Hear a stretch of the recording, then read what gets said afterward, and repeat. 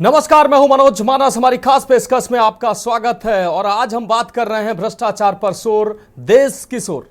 भारत में भ्रष्टाचार एक बड़ा मुद्दा है। सरकार के तमाम प्रयासों और तमाम एजेंसियों की मुस्तैदी के बावजूद भ्रष्टाचार का दीमक मरने का नाम नहीं ले रहा है। आमतौर पर कार्यपालिका विधायिका में भ्रष्टाचार पर देश में खूब शोर होता है, लेकिन मौजूदा समय में न्यायपालिका पर उठ रहे सवाल निश्चित रूप से चिंता का विषय है, क्योंकि कार्यपालिका विधायिका और न्यायपालिका भारत के मजबूत लोकतंत्र की बुनियाद है।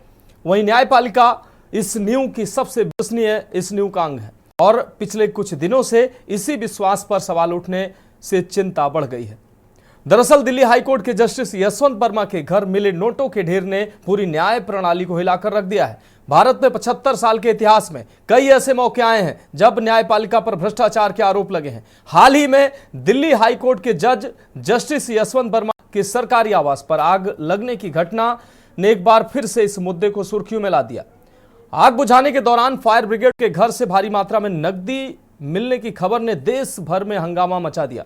इस घटना के बाद सुप्रीम कोर्ट कॉलेजियम ने जस्टिस वर्मा को उनके मूल कोर्ट इलाहाबाद हाई कोर्ट में ट्रांसफर करने का फैसला लिया।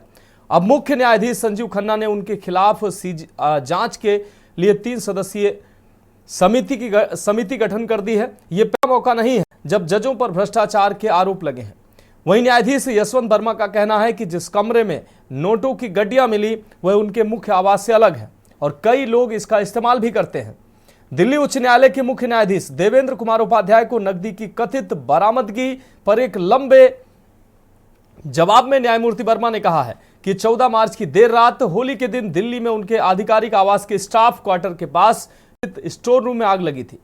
न्यायाधीश ने लिखा, इस कमरे का इस्तेमाल आमतौर पर सभी लोग करते हैं। पुराने फर्नीचर, बोतलें, क्रॉकरी, गद्दे, इस्तेमाल किए गद्दे, कालीन, पुराने बागवानी के उपकरण, तमाम सामग्री, खाने पीने के सामान रखने के लिए इसका इस्तेमाल करते हैं। यह कमरा खुला है और सामने के गेट के साथ साथ स्टाफ क्वार्टर के पिछले दरवाजे से भी इसमें प्रवेश किया जा सकता है। यह मुख्य आवास से अलग है और निश्चित रूप से मेरे घर का कमरा नहीं है। जैसा कि बताया जा रहा है, आमतौर पर होता है कि कोई लॉबी अगर मजबूत होती है या जज कोई लॉबी जज की कार्यशैली से नाराज होता है तो तमाम बार ऐसा देखा जाता है कि ऐसे लोग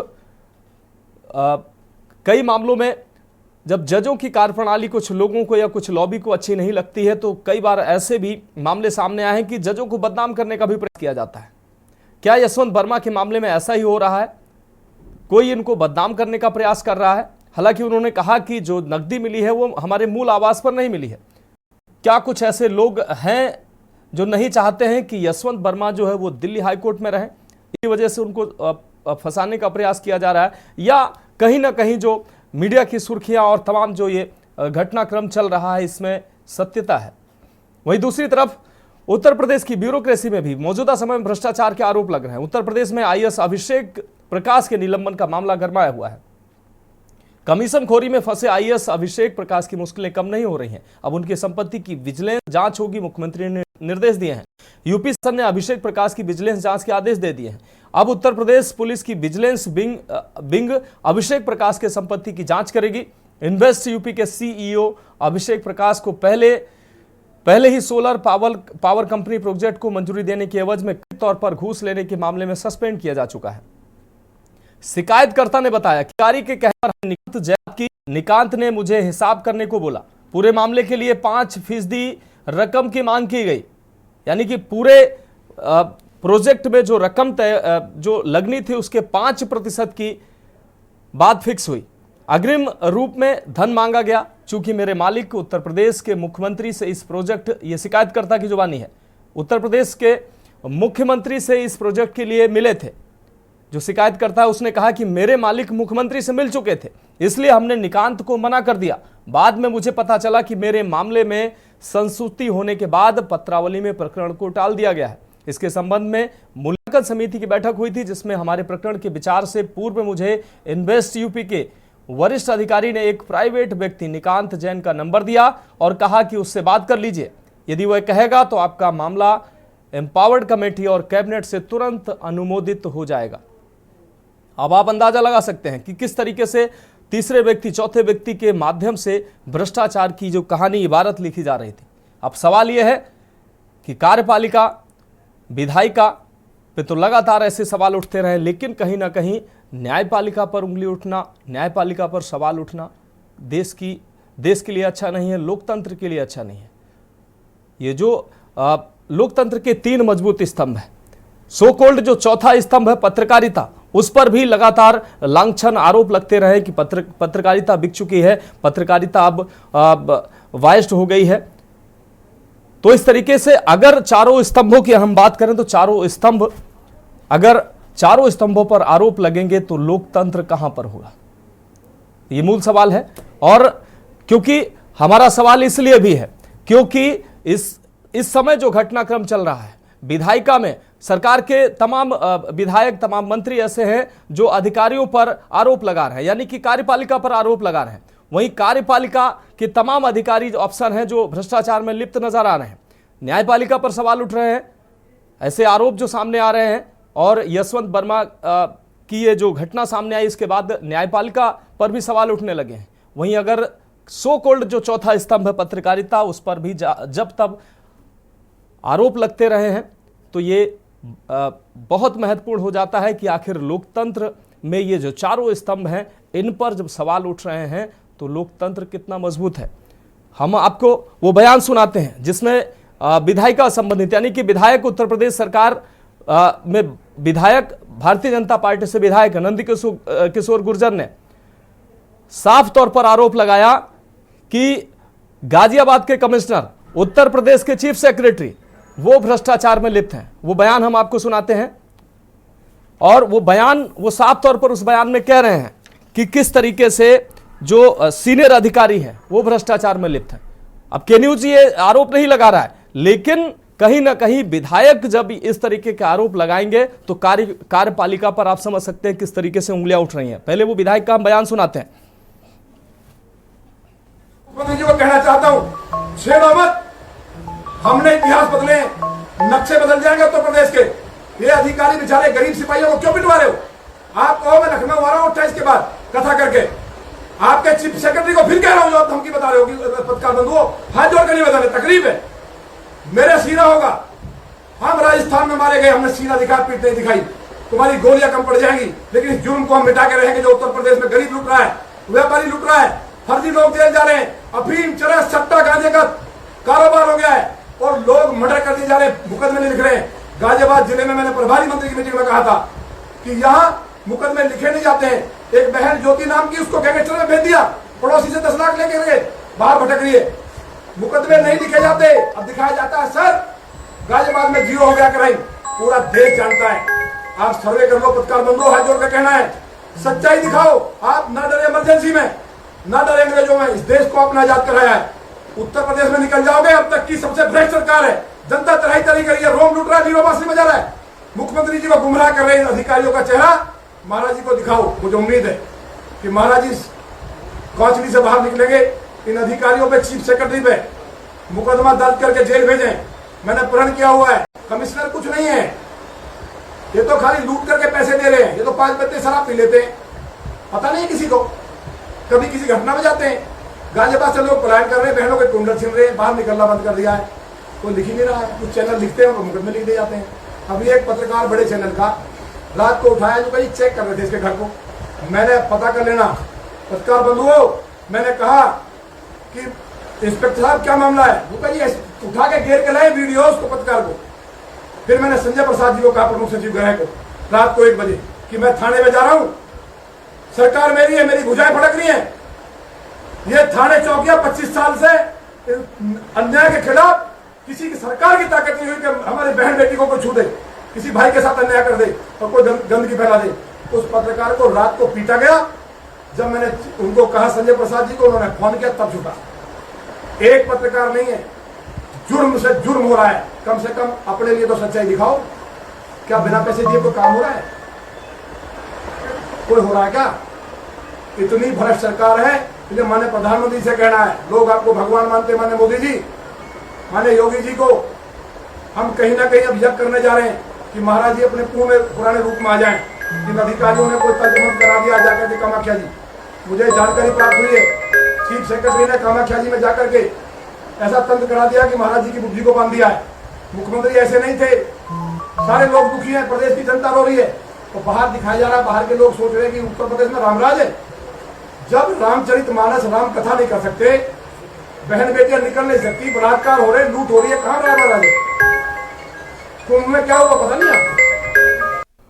तो जिस तरीके से विधायक के द्वारा आरोप लगाए गए, चीफ सेक्रेटरी पर आरोप लगाए गए, गाजियाबाद के कमिश्नर पर आरोप लगाए गए, तो निश्चित रूप से जिस तरीके से भ्रष्टाचार का यह आरोप साफ तौर पर लगता नजर आ रहा है, कार्यपालिका में जो उच्च अधिकारी बैठे हैं उन पर आरोप लग रहा है, तो कहीं ना कहीं ये देश के लिए, प्रदेश के लिए अच्छा नहीं है। और इस गंभीर विषय पर चर्चा के लिए हमारे साथ बहुत ही खास मेहमान जुड़ चुके हैं। वीडी नकवी जी जुड़ चुके हैं, पूर्व जज हैं, हमारे साथ जुड़ चुके हैं। प्रमोद कुमार वरिष्ठ अधिवक्ता सुप्रीम कोर्ट से हमारे साथ जुड़ चुके हैं।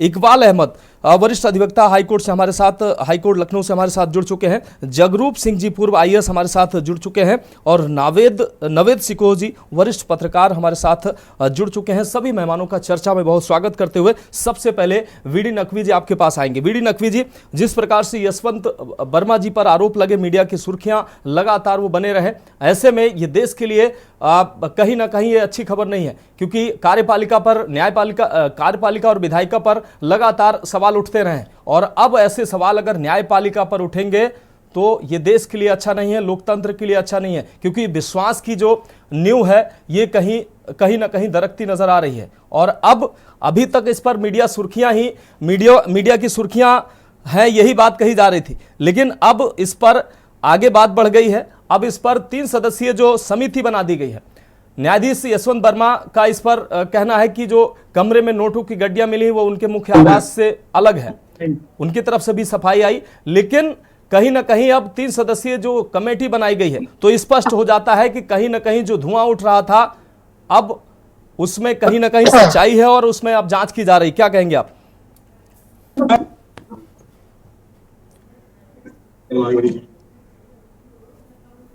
बीडी नकवी सर,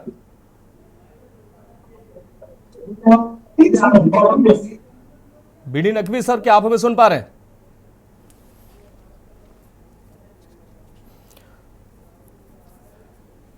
नकवी साहब, क्या आप हमें सुन पा रहे हैं? आपको आवाज मिल पा रही है?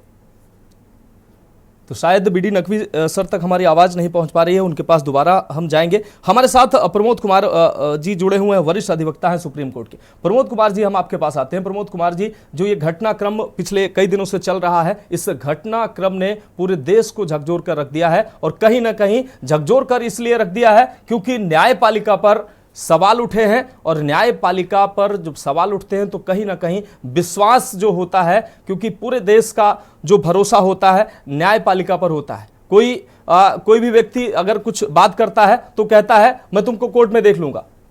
फाइनली जो न्यायपालिका पर भरोसा होता है, वो भरोसा जो कहीं ना कहीं डगमगाया है इस तरीके के आरोपों से। क्या कहेंगे आप? सर फोन अनम्यूट कर लीजिए। प्रमोद सर फोन अनम्यूट कर लीजिए, आपकी आवाज दर्शकों ये देखिए, ये सही है जी कि जो आपने जितनी बातें अभी बताई न्यायपालिका के बारे में, कार्यपालिका और जो ये था विधायिका जी, जो इसमें तीनों में थोड़ा बहुत न्यायपालिका का छवि साफ था, और इसलिए छवि साफ था कि ये नहीं था कि ये पहले ऐसा नहीं होता है जी, पहले भी ऐसा कई करप्शन में पाए गए थे, और इसमें करप्शन शुरू से अंत तक है। लेकिन दिक्कत केवल ये था कि इसको मीडिया कोई निकालते नहीं थी, पब्लिक फोरम में आता नहीं था। यही कारण है कि इनका सारा पाप जो है वो छुपा हुआ रहता था। ये पहली बार ऐसा हुआ है कि जो यशवंत वर्मा साहब के घर में अकस्मात, मतलब जो है आप समझे कि भगवान प्रदत्त जो घटनाएं हुई आग लगने की, और जिसमें उनका जो है रुपए का बोरियां जली हुई मिली बहुत सारे, इससे न्यायपालिका का छवि जो है काफी धूमिल हुआ है। आज यहाँ की जनता का न्यायपालिका पर से विश्वास उठ गया है, क्योंकि जनता की नजरों में ये पहली दफा न्यायपालिका का करामात आया है। करामात होते रहता था, इसमें दो राय नहीं है, बहुत इसके पहले भी हुआ है, लेकिन क्योंकि ये पब्लिक में नहीं होता था और इसलिए कोई मीडिया वाला निकालना भी नहीं चाहता था, क्योंकि जानता था कि हम यदि निकालेंगे तो हमारी आपका जो है मीडिया बंद हो जाएगी, चैनल आपका बंद हो जाएगा। क्योंकि सुप्रीम कोर्ट और हाई कोर्ट का इतना हैवक था कि आप जुडिशरी के बारे में, न्यायपालिका के बारे में एक शब्द भी आप नहीं बोल सकते थे। देखिए, कार्यपालिका को हिम्मत नहीं होती थी बोलने का, क्योंकि जिस दिन आप बोल दिए उस दिन आप सस्पेंड हो जाइएगा जी।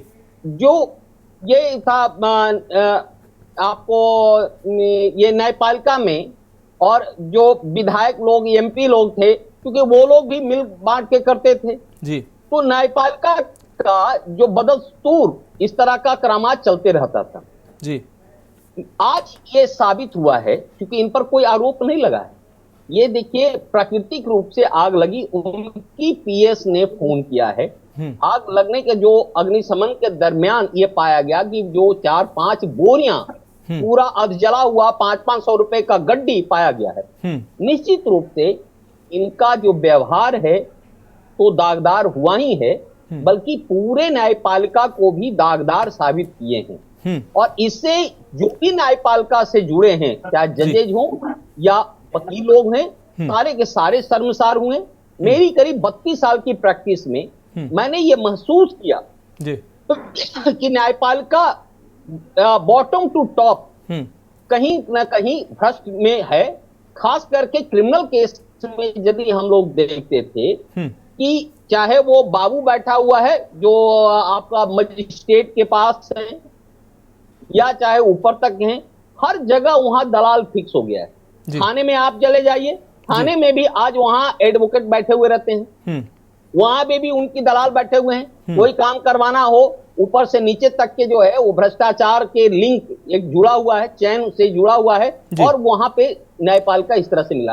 कुल मिलाकर के ये देखिए कि न्याय लोगों को मिल नहीं रहा है, बल्कि दिग्भ्रमित किया जा रहा है, और इस तरह का जो माहौल बनाया जा रहा है, मैं समझता हूं कि एक सभ्य समाज के लिए, एक सभ्य देश के लिए इस तरह का जो परिपाटी न्यायपालिका का है वो बिल्कुल गलत है। और आगे आने वाले दिनों में न्यायपालिका पर से यहाँ की जनता का भरोसा उठ जाएगा। जो ये आप बताए कि लोग कहता था कि कोर्ट में हम देख लेंगे, अब कहाँ होगा, हम लोग भी कहाँ जो है कर पाएंगे। जो एडवोकेट हैं, एडवोकेट भी कहाँ कहेंगे कि आपको हम न्याय दिला देंगे, हम जितनी मर्जी है तैयारी करें। ठीक है सर, ठीक है। प्रमोद जी, आपकी बात आ गई। हमारे साथ इकबाल अहमद जी जुड़े हुए हैं, अधिवक्ता हाईकोर्ट से, हाईकोर्ट लखनऊ में वरिष्ठ अधिवक्ता हैं। इकबाल अहमद जी आपके पास आते हैं। इकबाल अहमद जी, जिस तरीके से यशवंत वर्मा का ये मामला सामने आया है, कहीं ना कहीं जो हम कहते हैं कि कार्यपालिका पर लगातार सवाल उठते रहे हैं, विधायिका पर सवाल उठते रहे हैं, लेकिन न्यायपालिका जो है कहीं ना कहीं उस पर देश भरोसा करता रहा है, अभी भी करता है। लेकिन जो ये घटनाक्रम सामने आया है, यशवंत वर्मा के आवास पर नोटों की ये जली हुई गड्डियां मिली हैं। हालांकि उन्होंने कहा कि हमारे ये मुख्य आवास पर नहीं मिला है, ये जो है आउटर आवास की ये घटना है, वहां पर मिला है। उनका ये सफाई देना सुप्रीम कोर्ट की तरफ से, उन्होंने दिल्ली हाई कोर्ट के जो मुख्य न्यायाधीश हैं देवेंद्र कुमार उपाध्याय को उन्होंने कहा है कि नकदी की कथित बरामदगी पर एक लंबा चौड़ा उन्होंने जवाब लिखा है। उन्होंने कहा है कि जो ये नकदी मिली है वो उस जगह पर मिली है जहां पर तमाम लोग वहां रहते हैं, तमाम लोगों का आना जाना है। तो उन्होंने इस पर सफाई जरूर दी है, लेकिन कहीं ना कहीं ये आरोप लगना अच्छा नहीं है न्यायपालिका पर। और जैसा कि आपके द्वारा कल हम आपसे बात कर रहे थे, तो आप कह रहे थे कहीं ना कहीं ऐसा होता है कि जजों की कार्यप्रणाली किसी को पसंद नहीं आती, या कोई लॉबी ऐसी होती है जिसको लगता है कि ये जज यहाँ रहेगा तो हम ठीक से काम नहीं कर पाएंगे, या तो जजों को बदनाम करने की भी कोशिश की जाती है, प्रयास किए जाते हैं। क्या वो एंगल यहाँ नजर यहाँ हो सकता है, या ये जो घटनाक्रम चल रहा है इसमें कहीं ना कहीं सत्यता हो सकती है? जी मनोज जी, बात आप जो कर रहे हैं ये मेनली जस्टिस वर्मा का जो कंट्रोवर्शियल कैश बरामदगी वाला केस और फायर का आया, उसके बाद सारी जुडिशरी ऑन ट्रायल आ गई। जैसे अब न्यायपालिका का ही ट्रायल चल रहा है। बेसिक इशू ये था कि जस्टिस वर्मा के घर में कुछ केस की रिकवरी हुई, जो उनके यहाँ आग लगी, उसके बाद ये सारे इशू निकल करके आए। हुआ ये मनोज भाई कि फौरन चीफ जस्टिस ऑफ इंडिया ने तुरंत चीफ जस्टिस ऑफ दिल्ली को उस पर रिपोर्ट मांगी, और रिपोर्ट में ये उन्होंने स्पेसिफिक 3-4 पॉइंट पे उन्होंने रिपोर्ट मांगी कि वो कैश जो था वो कितना कैश था, सोर्स क्या था वो कैश आने का, और किस आदमी ने उस कैश को जो वहां पे जला हुआ था, वो जो कैश रिकवर हुआ वो कौन आदमी वहां से रिकवर कर गया। तो इन 3-4 बिंदुओं पे चीफ जस्टिस ऑफ इंडिया ने chief justice of Delhi high court से रिपोर्ट मांगी। उस पे दिल्ली हाई कोर्ट के चीफ जस्टिस DK उपाध्याय साहब ने ये किया कि उन्होंने जस्टिस वर्मा से उनका रिप्लाई मांगा। जस्टिस वर्मा की बड़ी कैटेगोरिकल रिप्लाई ये आई कि साहब 15 तारीख को जब मैं ये आग की घटना हुई है हमारे आवास पे, उस वक्त तो मैं मध्य प्रदेश में था, अपने आवास पे भी नहीं था मैं। उन्होंने अपने फ्लाइट का नंबर और फ्लाइट टिकट भी उस अपने रिप्लाई में किया, उसमें लिखा पूरा, और उसके बाद बताया कि वो जो जगह थी वो आउट ऑफ प्रीमिसेस थी जहां पे कई सारे लोगों का एक्सेस था। इवन दो उन्होंने यहां तक बताया कि उस दिन उनके घर में सिर्फ उनकी बच्ची और एक एजेड माँ थी, जो भी सिर्फ 2 ही लोग उनके परिवार, वो अपनी बीवी और खुद मध्य प्रदेश में थे। उसके बाद वो जब घटना वो सुने वापस आए, उन्होंने अपनी रिप्लाई में सारी बातें क्लियर कर दी और कहा कि भाई वो जो कमरा है वो आउट ऑफ दी हाउस में है, वहां पुलिस पर्सनल होते हैं, गार्डनर होता है और हमारे जितने सिक्योरिटी के लोग होते हैं वो सबकी वहां पे एक्सेस है। उन्होंने ये भी एक्सप्लेन किया कि अगर एक प्रूडेंट आदमी, एक जो समझ रखता है आम आदमी, अगर कहीं पैसा रखता तो वो क्या घर के बाहर थोड़ी ना रख देगा। ये बहुत लॉजिकल कंक्लूजन है कि भाई पैसा अगर रखेगा तो वो अपने घर के अंदर रखेगा। इसलिए इन सब इश्यूज को बहुत ज्यादा डीप में ना देखते हुए आप ये भी देखें कि उन्होंने, जस्टिस वर्मा साहब ने भी ये कहा कि ये मेरे खिलाफ एक कॉन्स्पिरेसी हो सकती है, जिसको लेकर के इसके रिप्लाई के बाद तुरंत चीफ जस्टिस ऑफ इंडिया ने और कॉलेजियम सिस्टम ने एक कमेटी बना दी। 3 जजेस की कमेटी है, जिसमें जस्टिस शील लागू जो कि Punjab and Haryana high court के चीफ जस्टिस हैं, और उसके बाद हिमाचल प्रदेश हाई कोर्ट के चीफ जस्टिस साहब हैं, और एक जज साहिबा वहां मद्रास हाई कोर्ट की 3 जजेस की एक वेरी प्रूडेंट मैन की कमेटी बनाई। और कमेटी में अब ये देखना है, उसमें उन्होंने सारी चीजें ये भी डिस्क्राइब कर दिया कि कॉल डिटेल्स और सारे कनेक्शन ये चैट्स वगैरह जस्टिस वर्मा साहब अपने ना डिलीट करें, उनको ये सारी हिदायतें मिली हैं। बट अब हमें इस स्टेज पे इतना यकीन रखना चाहिए कि जो कमेटी बनी है वो अपने पीयर प्रोसेस के जरिए से उसमें रिजॉल्व करेगी, उसमें देखेगी। और ये बहुत सेंसिटिव इशू इसलिए भी हो जा रहा है क्योंकि मान लीजिए मनोज जी, अगर पैसा बरामद इन्हीं का हुआ है, करप्शन का पैसा है, तब भी एक सीरियस इशू है। और दूसरी बात, अगर किसी ने उस घटना को पूरा प्लान आउट कर दिया इनके घर में, तब भी ये सीरियस इशू है। इससे तो पूरी न्यायपालिका की स्वतंत्रता ही खत्म हो जाएगी और कोई जज फियर होकर के ऑर्डर ही नहीं पास कर पाएगा कि कब क्या उसके खिलाफ पोर्ट्रे कर दिया जाएगा। तो इतनी जल्दबाजी में हम लोगों को नहीं जाना चाहिए और आज ही ये नहीं डिसाइड कर देना चाहिए कि नहीं वो सारे जो अलेज रिकवरी है जो राख की शक्ल में बरामद हुई और वो सब जो है वो उन्हीं के यहां से है, उन्हीं का है। ये बहुत जल्दबाजी हो जाएगी। हमें अभी वेट करना चाहिए कि जो कमेटी सुप्रीम कोर्ट ने कॉन्स्टिट्यूट की है उसका एटलीस्ट उनकी रिपोर्ट आ जाए, उसमें क्या पाई जा रही है। दोनों तरफ से इश्यूज बड़े सेंसिटिव होंगे। अगर पाया जा रहा है कि भाई जस्टिस वर्मा गिल्टी है, उनके यहां से रिकवर हुआ, तब भी बड़ा सेंसिटिव इशू होगा। अगर किसी ने पोर्ट्रे किया है उनके यहाँ इस तरह की चीजों को, फिर भी मनोज भाई बहुत सेंसिटिव इसलिए हो जाएगा कि इंटायर जुडिशरी को कोई ब्लैकमेल कर सकता है इस तरह की। और इवन दो जब जजेस of the high court blackmail हो जाएंगे तो बड़ा सेंसिटिव चीज आ जाएगी और जजेस में एक टेंडेंसी जाएगी, एक मैसेज जाएगा कि भाई इस तरह की चीजें हो सकती।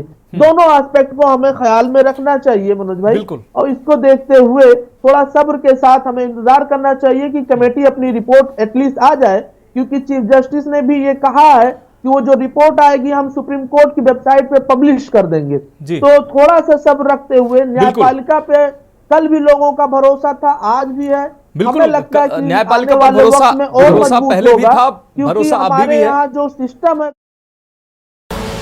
था, भरोसा देख रहे हैं आरोप हैं कहीं ना कहीं इन पर जांच के बाद क्लियर होगा कि आखिर जो इस घटनाक्रम के पीछे आखिर सत्यता क्या है, क्योंकि ये जो भरोसे की बात है और भरोसा जो है वो पूरे देश का भरोसा न्यायपालिका पर होता है। तो कहीं ना कहीं जो 3 सदस्यीय जांच कमेटी बनाई गई है अब वो जांच कर रही है और जांच के बाद जो सामने आएगा वो पूरा देश देखेगा। फिलहाल एक ब्रेक का वक्त है, चर्चा जारी रहेगी।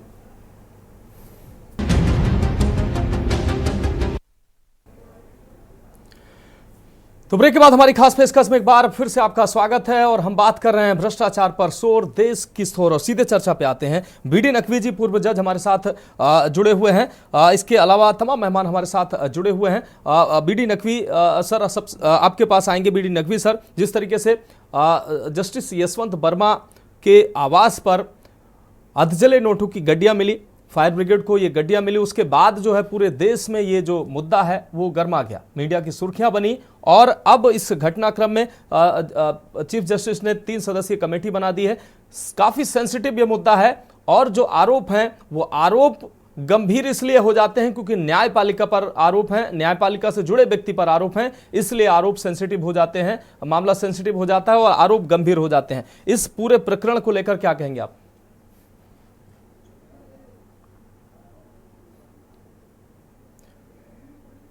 सर फोन अनम्यूट कर लीजिए अपना। हाँ जी, अब मेरी आवाज आ रही है? बिल्कुल सर, बिल्कुल आ रही आवाज।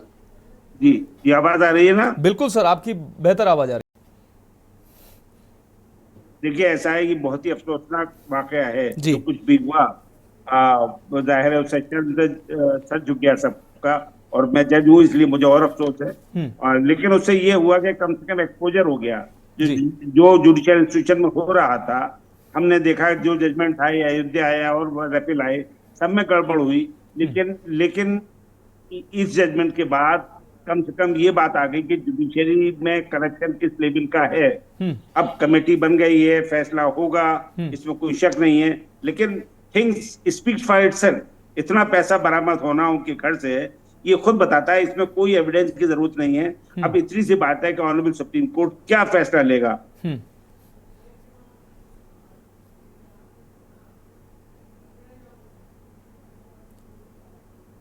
तो शायद तकनीकी प्रॉब्लम है, बीडी नकवी सर से कनेक्शन कट गया है। नावेद सिको सर आपके पास आते हैं। नावेद सिको सर, जिस तरीके से ये पूरा घटनाक्रम सामने आया, अब 3 सदस्यीय समिति बना दी गई है जांच के लिए। अब ये समिति जांच करेगी क्योंकि ये सेंसिटिव मुद्दा है, भरोसे का मामला है। आपने अभी कुछ ही हालांकि बीडी नकवी जी बोल पाए थे, लेकिन उन्होंने कहा कि कहीं ना कहीं ये चीज़ें जो अब खुलकर बाहर आ गई हैं तो कहीं ना कहीं इस पर बात जरूर होनी चाहिए। इसको लेकर सर आप क्या कहेंगे नावेद सर? दूसरी बात, यूपी की अगर ब्यूरोक्रेसी की हम बात करें, यूपी की ब्यूरोक्रेसी में भी इस समय जो है हलचल मची हुई है।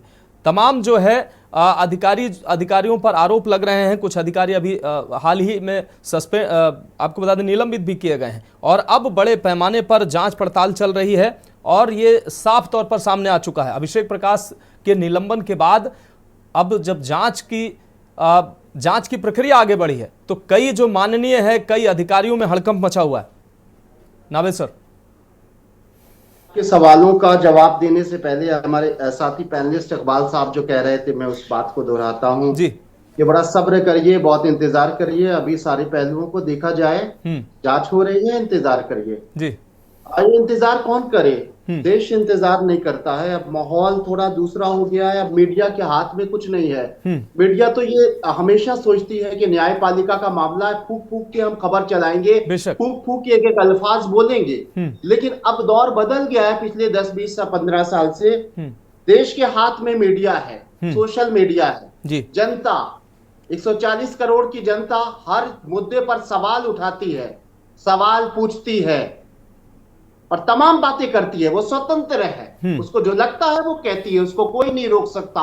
वही दबाव है कि त्वरित जांच हो रही है, हर पहलू पे चर्चा हो रही है। अगर सोशल मीडिया नहीं होती, हालांकि सोशल मीडिया के बड़े नकारात्मक पहलू भी हैं, बेलगाम है, ब्लैकमेलिंग होती है, तमाम झूठे तथ्य पेश किए जाते हैं, लेकिन एक मजबूत पहलू यह है कि जनता के हाथ में सबसे बड़ी ताकत है। जनता मीडिया है। 4 खंबे हैं, चारों खंबे पे सवाल उठाती है।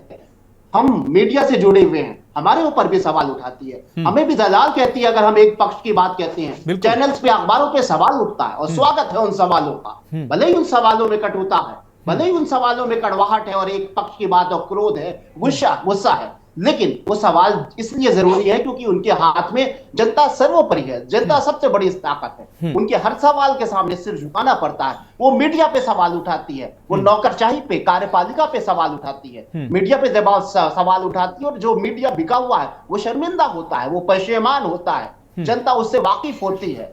अगर ब्यूरोक्रेसी पे, कार्यपालिका पे सवाल उठाती है, तथ्य पेश करती है, वीडियो जारी करती है, तो बड़े बड़े अफसर नप जाते हैं। अगर विधायिका पे सवाल उठाती है तो अगले चुनाव में जनप्रतिनिधि हार जाते हैं, पार्टियां हार जाती हैं, तख्त व ताज छिन जाता है। ये जनता की ताकत है। अब न्यायपालिका का नंबर है, न्यायपालिका पर सवाल उठ रहे हैं। सिर्फ एक घटना की बात नहीं है। ठीक है, आपका कहना सही है, ये घटना हो सकता है कि कोई साजिश हो सकता है कि किसी के लॉन में, किसी के घर में, किसी के प्रेमिसेस में, किसी के आउटर में जो उसके घर का हिस्सा है, कोई नोटों की बोरी रख के चला गया हो। वो बात अलग है कि सिक्योरिटी आंखें बंद किए हुए थी।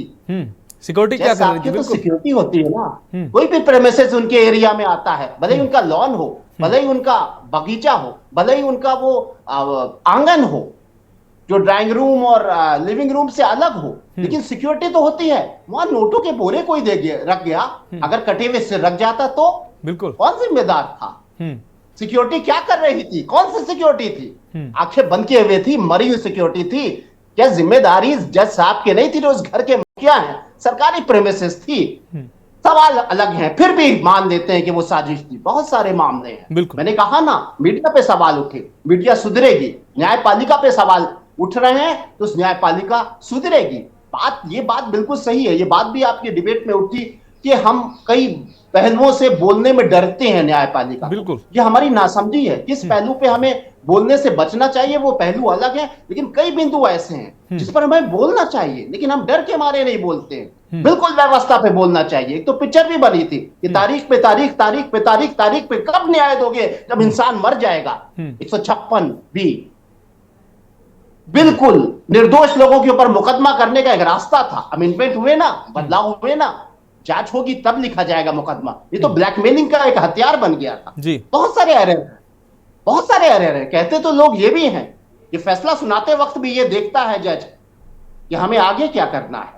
हम राज्यसभा जाएंगे या विधान परिषद जाएंगे या गवर्नर बनेंगे। सवाल उठ रहे हैं, ये जनता सवाल उठा रही है। जनता के सवालों को कोई नहीं रोक सकता। मीडिया की भी हैसियत नहीं कि उसको रोक ले। अब जमाना वो आ गया है कि एक सड़क पर का एक मामूली इंसान भी जज साहब के ऊपर सवाल उठाएगा, प्रधानमंत्री पे, राज्यपाल पे, सब पे सवाल उठाएगा और स्वागत करना होगा। हमें अपनी कमियों को देखना पड़ेगा। ये बात बिल्कुल सही है कि न्यायपालिका पे सवाल उठाने के लिए 10 बार सोचा जाता था। कुछ पहलू हैं भी, उसका स्वागत भी करते। हमें किसी जजमेंट पे कोई ऐसी टिप्पणी नहीं करना चाहिए, वो अमानना है, हम उसका स्वागत करते। लेकिन हम सिस्टम पे सवाल उठाएंगे। अगर सिस्टम पे सवाल नहीं उठाए जाते तो कई अमेंडमेंट हुए, कई बदलाव हुए, वो होते ही नहीं। मैंने जिक्र किया 156 भी, किसी के ऊपर भी मुकदमा, 1% भी साक्ष्य नहीं, मुकदमा लिखवाइए, ब्लैकमेलिंग का काम शुरू हो जाता था। इस तरह 20 चीजें हैं। समय मेरे पास कम होगा, मैं नहीं बता सकता। सिस्टम गड़बड़ है। जब आदमी मर जाता है तो फैसला आता है। फास्ट ट्रैक बने ना, पहले फास्ट ट्रैक नहीं थी, सवाल उठे ना, गड़बड़ थी ना, क्यों नहीं सवाल उठेंगे? सवालों का स्वागत कीजिए। तमाम सवाल, चाहे जज हो, चाहे बालिस्टर हो, चाहे प्रधानमंत्री या राज्यपाल हो। एक आम रिक्शे वाले पे सवाल उठ सकता है कि उसने दाएं नहीं बाएं तो रिक्शा चलाया, तो जज साहब पर भी उठ सकता है। हमारे प्रधानमंत्री भी गलत कोई फैसला करेंगे और हमारे जैसे लाखों करोड़ों आम इंसान सवाल उठाएंगे। और उसके लिए हमारे पास सोशल मीडिया है। मीडिया को छोड़ दीजिए, मीडिया नहीं सवाल उठा रही है। ये मीडिया इसलिए सवाल उठा रही है क्योंकि सोशल मीडिया पर जज साहब के बोरे नजर आ गए। पूरे 140 करोड़ जनता के हैंडसेट में आ गया है वो सीन, और वो सवाल पूछेगी। और वो सवाल जैसा मेरा जैसा आम इंसान उठा रहा है कि आपके प्रेमिसेस में नोटों के बोरे आ गए, आपकी सिक्योरिटी क्या कर रही थी। बहुत सारे सवाल हैं। तो सवाल जब तक नहीं उठेंगे हमारा सिस्टम बदलेगा नहीं। और न्यायपालिका पर सवाल उठना, वाकई हमारा सिस्टम कोलैप्स हो जाएगा अगर अविश्वास पैदा हो गया जनता के मन में। सवाल उठे नेतागिरी पे, ब्यूरोक्रेट्स पे, व्यवस्था पे, मीडिया पे, लेकिन अगर न्यायपालिका पर इतने गंभीर सवाल उठेंगे और न्यायपालिका में इतनी गड़बड़ियां होंगी, अगर इतनी निष्पक्षता होगी, इतना भ्रष्टाचार होगा, तो सचमुच हमारे देश का सबसे बड़ा लोकतंत्र जो है वो खतरे में आ जाएगा। हमारा समाज, उसका सिस्टम ध्वस्त हो जाएगा। इसलिए हमें अपने गिरेबान में झांकना चाहिए, हमें अपने मीडिया की कमियों को देखना चाहिए, और जो न्याय के मंदिर के सिस्टम से जुड़े हुए हैं उसे अपने घर में देखना चाहिए। जैसे हमारे एक साथी अपनी कमियों को उकेर रहे थे, उकेरना चाहिए।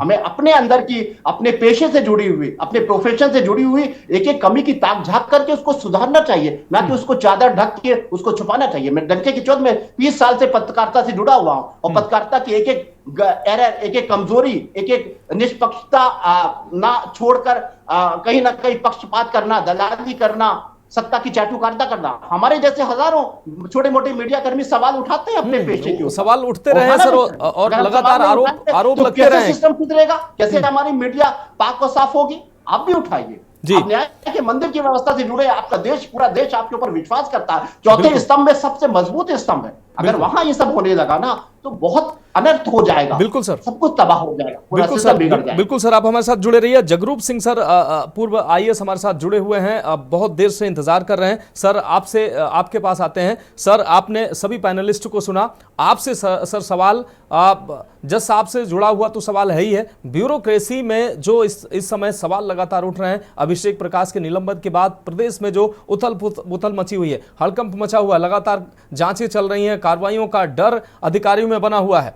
अभी जो अभिषेक प्रकाश के निलंबन के बाद जो शिकायतकर्ता की बात सामने आई, शिकायतकर्ता ने बताया कि अधिकारी के कहने पर हमने निकांत जैन, यानी कि अधिकारी अभिषेक प्रकाश ने कहा कि आप थर्ड पर्सन निकांत जैन से बात करिए। निकांत ने मुझे हिसाब करने को बोला है। पूरे मामले को लेकर 5% रकम तय हुई, अग्रिम के रूप में धन मांगा गया।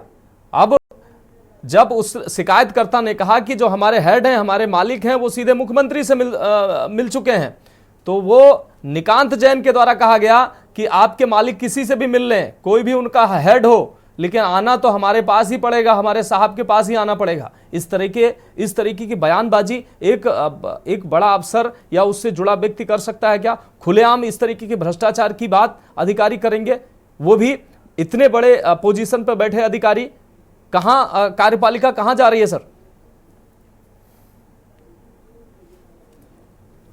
सर फोन अनम्यूट कर लीजिए।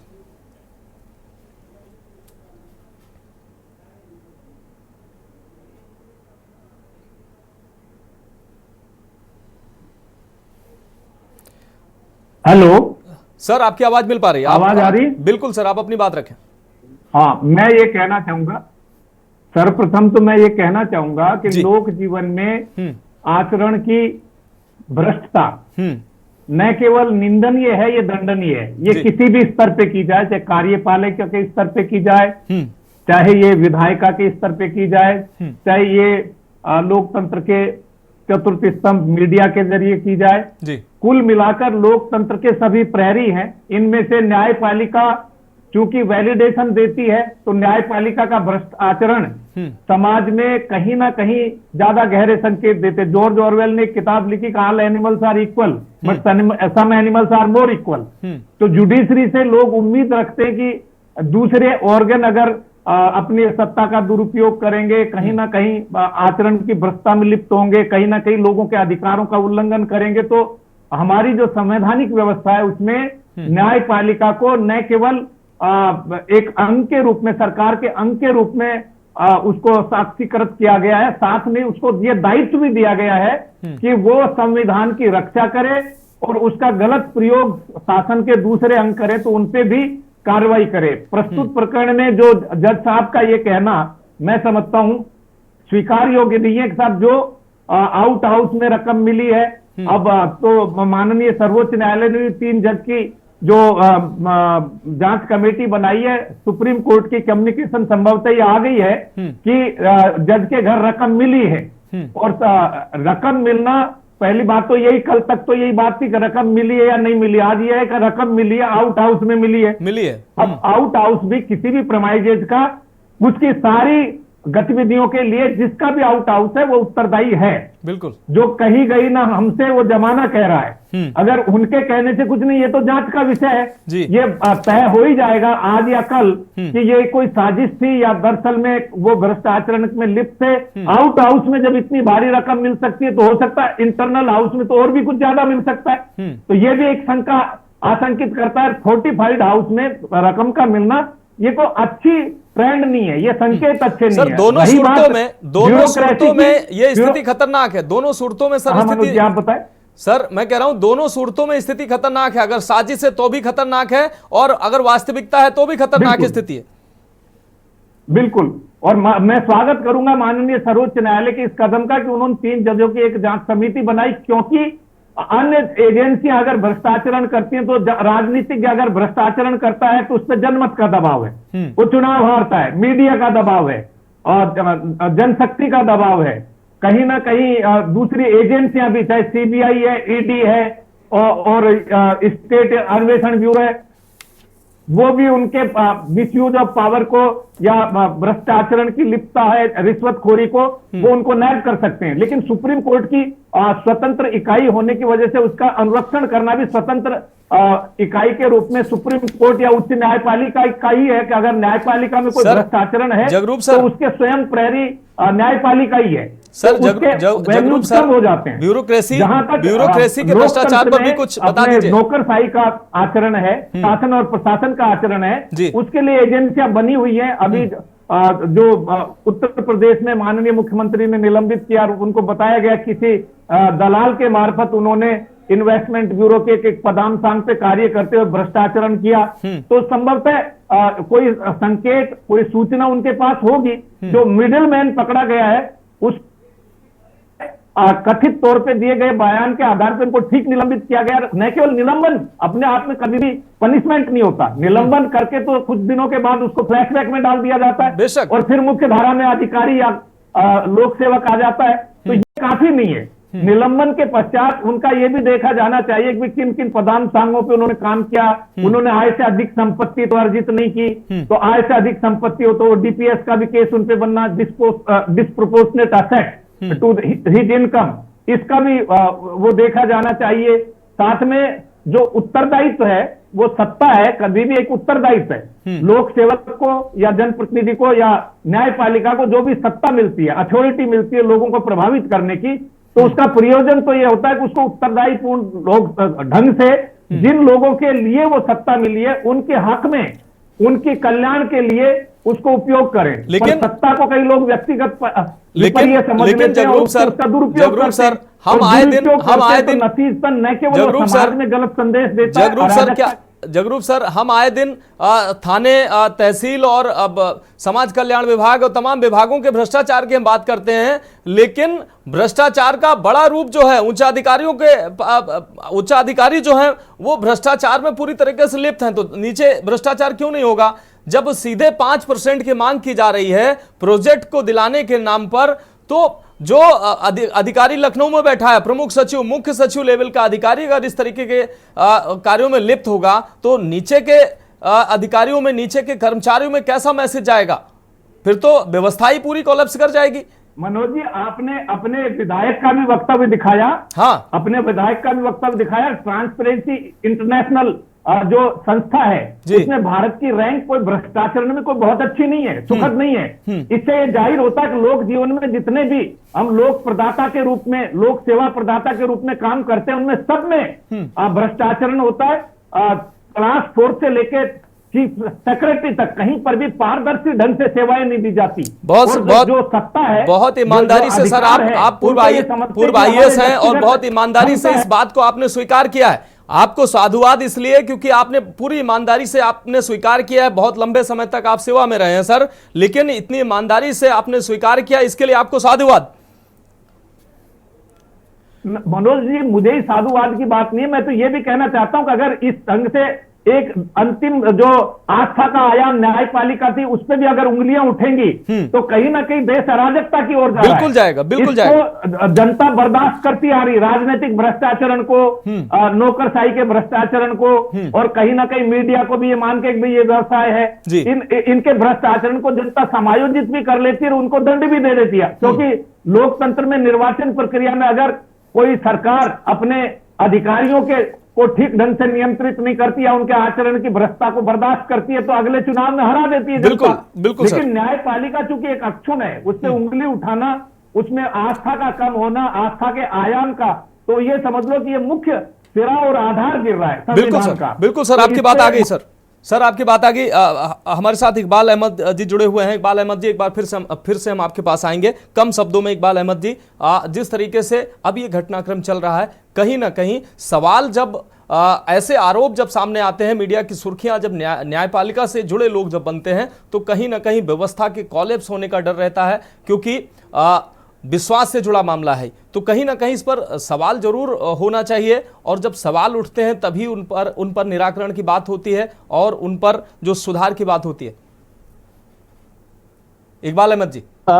जी मनोज जी, हमें एक चीज याद आ रहा है कि जब former chief justice DY Chandrachud साहब RG कर मेडिकल कॉलेज का केस सुन रहे थे, तो उसके बाद उनके पास एक इशू आया कि भाई आपको ट्रोल किया जा रहा है सोशल मीडिया पे। तो उन्होंने कहा कि हम क्रिटिसिज्म से या ट्रोल से हमारे कंधे इतने कमजोर नहीं है कि हम अपने क्रिटिसिज्म और ट्रोलिंग को नहीं झेल पाए। तो उनका क्लियर संदेश था, और कई सारे सुप्रीम कोर्ट ने खुद ही अपने जजमेंट में कहा कि इवन दो हमारे जजमेंट को भी आप क्रिटिसाइज कर सकते हैं। तो ये नहीं कहीं कहा गया है कि आप सुप्रीम कोर्ट को या हाई कोर्ट की व्यवस्थाओं को क्रिटिसाइज नहीं करेंगे या किसी और चीज को क्रिटिसाइज नहीं करेंगे। इवन दो पिछले 1-2 साल तक ये था कि भाई सुप्रीम कोर्ट या जो कोर्ट प्रोसीजर ये RTI के दायरे में नहीं आती है, लेकिन प्रीवियस CJ ने ये कहा कि नहीं साहब, हमें भी ट्रांसपेरेंसी को रखना है। और उसके बाद से ये हुआ कि जितने भी चीजें हैं वो RTI के भी दायरे में आई,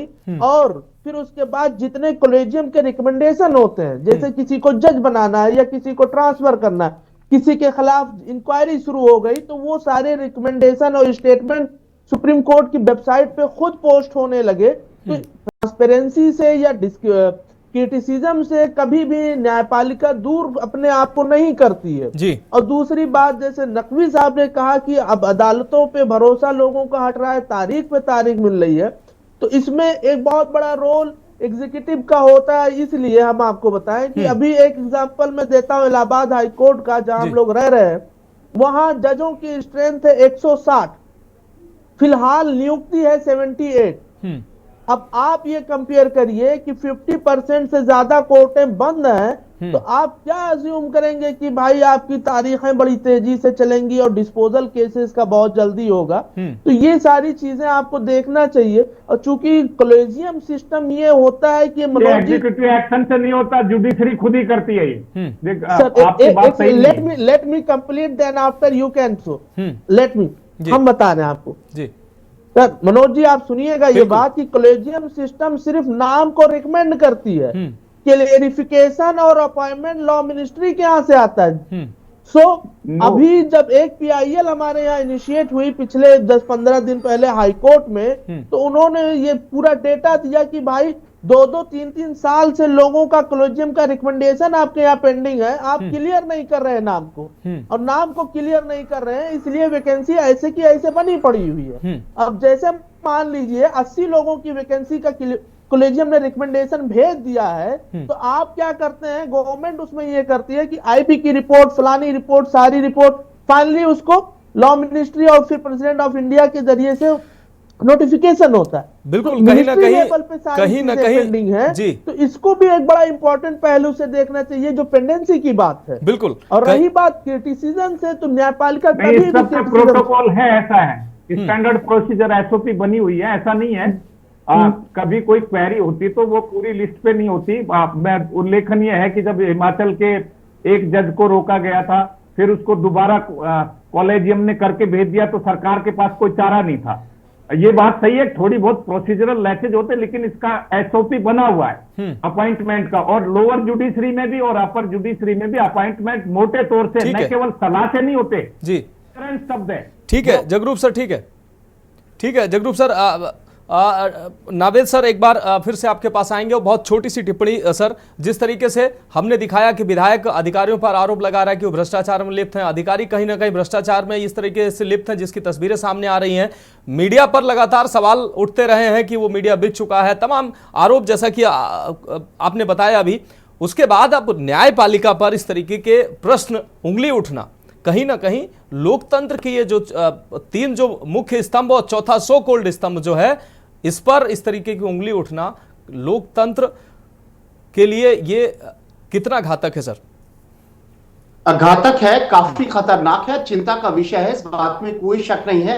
लेकिन जब अति हो जाती है तो सवाल उठते हैं, और जब सवालों की अति हो जाती है तो सुधार होता है। इसलिए जो भ्रष्टाचार चरम पर है और न्यायपालिका तक उस चपेट में आ गई, उस भ्रष्टाचार की आग में कहीं ना कहीं न्यायपालिका भी दिखाई देने लगी है, और इसको दिखाई देने के बाद आम जनता में एक उबाल है, सवाल है, सोशल मीडिया का हथियार है, जन जन तक बात पहुंच रही है और उस पर सवाल उठाए जा रहे हैं। और ये सवाल उठने के बाद इस बात की ये दलील पेश हो रही है कि अब कुछ सुधार होगा। मैं छोटे से वक्त में एक बात कह दूं, दूसरी आपने नौकरशाही पे सवाल उठाया था, ये चर्चा का विषय है, जो एक अधिकारी, इस सरकार के अधिकारी के खिलाफ जो कार्रवाई हुई और इतना बड़ा मामला है।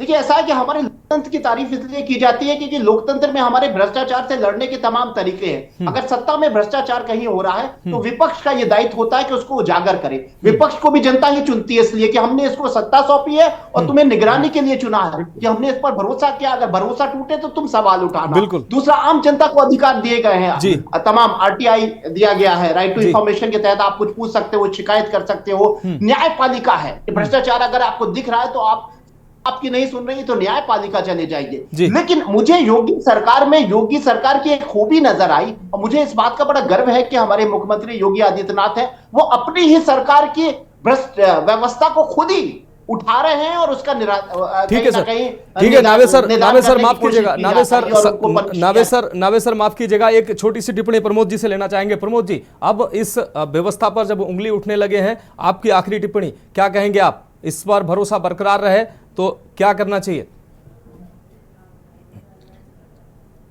प्रमोद जी। देखिए, ये तो प्रूफ हो गया है कि न्यायपालिका में आज से नहीं है, ये आज तो समझे खुदा न खास्ते निकल गया। ये ऊपर परमात्मा का कृपा था कि आग लगा, किसी ने लगाया नहीं, और ये अपने आप डिस्कवर हुआ, उनके थ्रू हुआ। इसके बावजूद भी बहुत सारे लोग यदि डिफेंस ले रहे हैं, इंक्लूडिंग यशवंत वर्मा ले रहे हैं, तो मैं समझता हूं ये बहुत बड़ा हास्यास्पद जी। जब 4-4, 5-5 बोरी जला हुआ 500 रुपए का नोट का जो है जखीरा मिला है, उसके बाद भी यदि आप डिफेंस ले रहे हैं, तो मैं समझता हूं कि ऐसे तो वो जज भी दीजिएगा लोगों को। बिल्कुल, क्या यदि आपके पास केस आता आप इसी तरह का जजमेंट देंगे क्या? कुल मिला करके इनके पास पूरा सिक्योरिटी होता है, पूरा प्रोटोकॉल होता है, कैसे कह देंगे कि हमारा आउट हाउस आज दिस दैट में हो रहा है? तो ये सारा डिफेंस बेकार है। दूसरी बात रह गई, बिल्कुल है कि जुडिशियरी को जनता तक के एक जो जन भावना है और लोकतंत्र पे विश्वास रखना होगा। बिल्कुल सर, माफी के साथ समय आगे इजाजत नहीं देता है। प्रमोद सर, माफी के साथ समय आगे इजाजत नहीं देता है। आपका बहुत शुक्रिया चर्चा में जुड़ने के लिए। नावेद सर आपका भी बहुत शुक्रिया, इकबाल सर आपका भी बहुत शुक्रिया, और पूर्व IAS जगरूप सर हमारे साथ जुड़े, आपका सर बहुत शुक्रिया चर्चा में जुड़ने के लिए। तो कहीं ना कहीं भ्रष्टाचार पर ये जो शोर हो रहा है, इस पर जिस तरीके से सवाल न्यायपालिका पर उठ रहे हैं, तो इन सवालों के लिए पारदर्शिता बहुत जरूरी है। और अब जबकि सुप्रीम कोर्ट ने कमेटी गठित कर दी है, अब कमेटी ये जांच करेगी और जो दूध का दूध पानी का पानी सामने जरूर आ जाएगा। लेकिन कहीं ना कहीं ऐसे सवाल उठना न्यायपालिका पर अच्छा नहीं है, क्योंकि पूरे देश का जो भरोसा है वो न्यायपालिका से जुड़ा होता है।